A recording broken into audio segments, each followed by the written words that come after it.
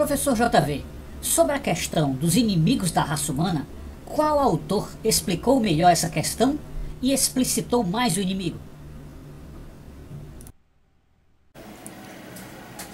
Pois bem, querido, para nós, e para mim particularmente, para nós da Escola de Aprofundamento Teológico, e para mim particularmente, o melhor autor que explicou sobre o inimigo da humanidade e os inimigos do homem, o melhor autor se chama Dr. T. Nós chamamos ele Dr. T, ou Dr. T em português, como abreviatura daquele nome central dele, que o nome dele é James T. Mangan, e nós sempre o chamamos de T carinhosamente. Ele escreveu um livro que também nós batizamos carinhosamente de O Segredo da Vida Abundante de Jesus, e que foi publicado com outros nomes, O Segredo da Vida Fácil e coisa que o valha. E então nós, ao ler esse livro, nos impressionamos com a precisão e a abrangência do pensamento dele, explicando a questão do inimigo da humanidade.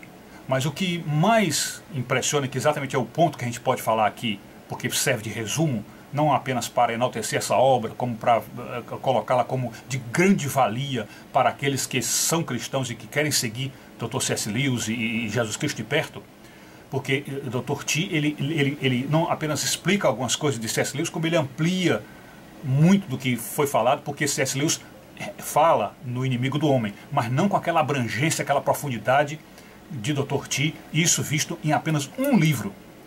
Pois bem, então o que Dr. T diz é que há uma característica básica da inimizade de Satanás dentro de nós.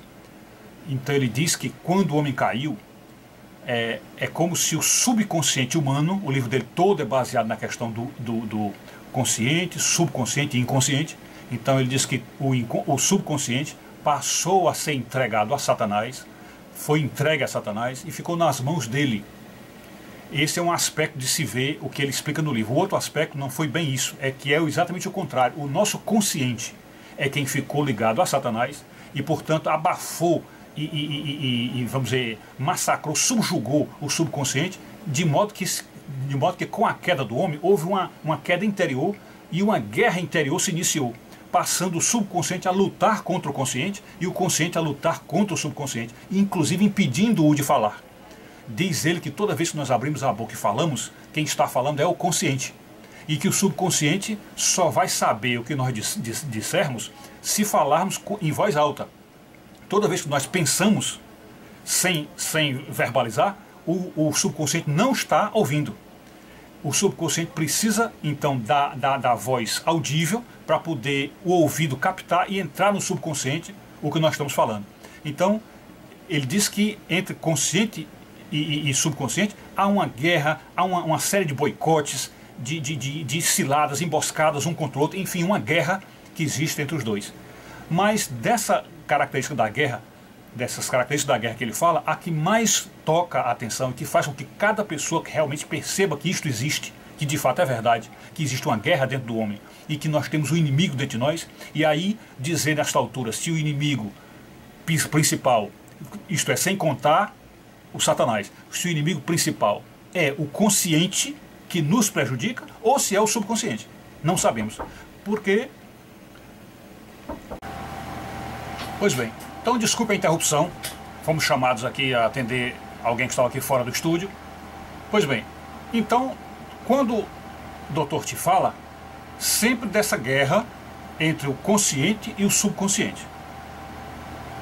Então podemos, nessa altura do raciocínio, até excluir um pouco a ação de Satanás, porque, digamos assim, pela lógica a gente podia dizer, se eu consigo, digamos, se eu fosse o diabo e conseguisse fazer alguém ficar em guerra consigo mesmo, ele lutando consigo próprio lá dentro, talvez nem precisasse mais que eu fosse lá e empurrasse para dentro do abismo, né? Ele já está caída mesmo, já se arrebentou, pois bem. Então, digamos assim, vamos a fazer essa avaliação, deixando um pouco de lado a questão do inimigo das almas que Jesus fala, e vamos pensar aqui na guerra interior, na guerra do homem com o homem.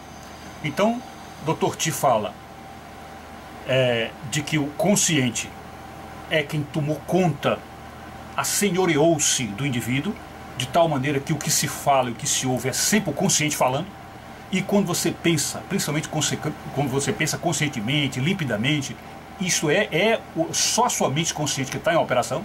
E em tudo isso, o subconsciente vai sendo alijado e deixado de lado. Ele, que é o guardião de todos os poderes, é capaz de dar aquele rendimento daqueles 90% da mente, porque os 10% que nós usamos da cabeça é só o consciente. Então todo o restante da mente e daqueles poderes extraordinários que Adão e Eva tinham antes da queda, tudo aquilo está perdido ou escondido lá dentro do subconsciente, e mesmo que ele pudesse nos devolver isso, ele não faz porque se tornou inimigo do consciente, então não devolve esses poderes, e nós então, vamos dizer, murchamos e nos amofinamos nessa guerra, essa guerra fratricida, horrível, e que caracteriza com todas as letras maiúsculas aquilo que a Bíblia chama de alma perdida. Quando a Escritura diz que nós somos perdidos ou que estamos perdidos, é nesse sentido, que estamos em conflito dentro de nós, e alguns desses conflitos são bastante visíveis, como por exemplo o conflito que existe entre o desejo e a razão. Não é? Vê-se claramente esse conflito quando você vê, por exemplo, um homem casado, até certo ponto bem casado, aí uma mulher muito bonita, vamos dizer na expressão popular, começa a dar em cima dele, e aí ele entra em conflito. Se ele for um cara decente, entra em conflito, porque fica uma voz interior do desejo querendo fazer alguma coisa, e a voz da razão dizendo, mas tu és casado no Senhor, casado na igreja, prometeste fidelidade a esta mulher. Então, isso é um exemplo assim, mas bem rasteiro, bem comum da guerra, do conflito. Mas o Dr. T fala desse conflito de uma maneira avassaladora, estrondosa, colossal. E ele diz que o principal sinal que esta guerra dá, deixa bem claro, e que você percebe claramente essa inimizade interior, essa coisa, é a respeito da memória. Ele fala que a falta de memória, as falhas de memória, são a prova cabal, contundente de uma inimizade interior. E por que você vê isso? Porque você percebe que quando a sua memória começa a falhar, e todas as vezes que você se esquece de alguma coisa, o prejudicado diretamente é você. Você é o prejudicado. Então, quando você se esquece, é algo dentro de você prejudicando a você mesmo. Então imagine, você foi chamado, você está desempregado, foi chamado para fazer uma entrevista de emprego, e aí era necessário que você levasse um documento, qualquer coisa, então você sai correndo e esquece o documento em casa. Aí quando volta para pegar o documento, perdeu a entrevista, perdeu o emprego. Aquele outro momento de você chegar e receber um telefonema dizendo que alguém está precisando, digamos, se fosse um policial receber um telefonema, olha, alguém se perdeu e está, vamos dizer, preso dentro de um ambiente sem ar, e você precisa chegar lá que essa pessoa vai morrer sufocada, aí você, na hora, você esquece a chave do carro. Aí vai ter que voltar a pegar a chave do carro, quando você volta a pessoa já morreu.